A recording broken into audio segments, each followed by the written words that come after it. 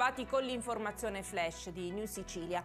Un barcone alla deriva con a bordo 161 migranti è stato soccorso la notte scorsa a largo di Lampedusa dalla Guardia Costiera. Il gruppo era composto da uomini originari della Siria, Pakistan, Etiopia, Bangladesh ed Egitto. Sono stati portati all'hotspot in contrada Imbriacola, dove al momento ci sono 254 ospiti.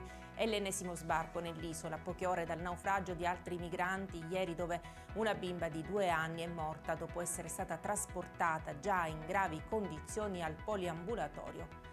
Sono stati i familiari a identificare il corpo carbonizzato della donna trovato ieri in via Seggio tra le sterpaglie del Parco Ferraro a Lentini. Si tratta di Angela Pollini, 45 anni, riconosciuta da alcuni dettagli del suo abbigliamento. La tesi privilegiata dagli investigatori è quella del suicidio. I carabinieri della compagnia di Monreale hanno arrestato un 41enne già del posto, noto alle forze dell'ordine, con l'accusa di detenzione ai fini di spaccio di sostanze stupefacenti. Durante il controllo è stato trovato in possesso di circa 50 dosi di cocaina e 1.400 euro in contanti. L'indagato, da ulteriori verifiche, è risultato essere percettore del reddito di cittadinanza.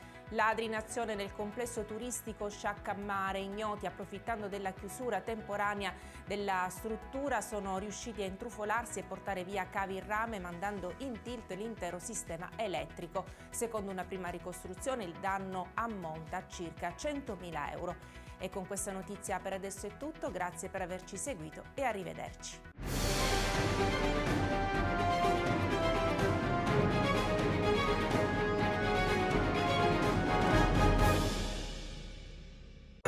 Natale ad Acireale. Dall'8 dicembre all'8 gennaio nel centro storico mercatini, circuito dei presepi d'arte, la casa di Babbo Natale, la pista di pattinaggio sul ghiaccio, concerti musicali nelle chiese, laboratori, il trenino turistico natalizio, oltre a tante iniziative di solidarietà. Il 24 dicembre alle ore 20 Uzzukku, tradizionale accensione. L'amministrazione comunale augura buone feste.